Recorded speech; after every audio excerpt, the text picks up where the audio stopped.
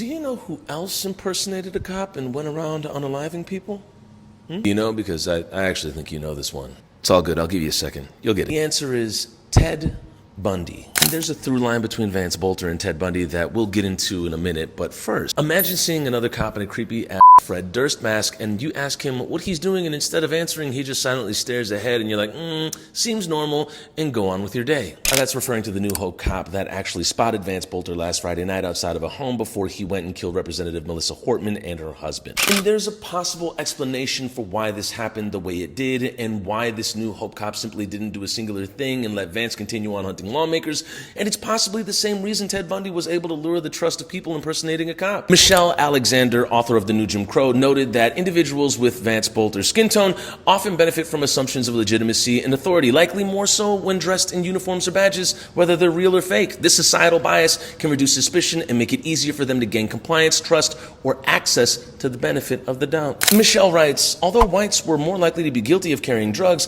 they were far less likely to be viewed as suspicious, resulting in relatively few stops, searches, and arrests. And we're seeing that play out right now, even after his arrest. St. Cloud Times described Boelter as a St. Cloud graduate. I don't know if I've ever seen a report where a black man is shot by the police and they're like, he was a university grad, You've probably, if you can find one, put it in the comments, please. The New York Times mentions he was arrested with no use of force. And when Boelter made his first federal court appearance, it was reported he wasn't shackled and was just wearing an orange jumpsuit. Furthermore, authorities aren't classifying what Boelter did as an act of domestic terrorism, even though that classification requires evidence of an intent to intimidate or coerce a civilian population or influence government policy through violence or ideological or political reasons, which seems very much so what he did. Lastly, this treatment seems to have been extended to Vance's wife. Qasim Rashid writes, in 2016, Minnesota police killed a black man named Philando Castile, despite him calmly disclosing he had a legal and registered firearm. Yesterday, Minnesota police released a white woman named Jenny Boelter, despite her car full of cash, firearms, and passports,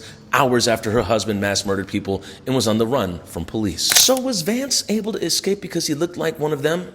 I'd say yes. And it also looks like he's been afforded a certain treatment because he also looks like one of them.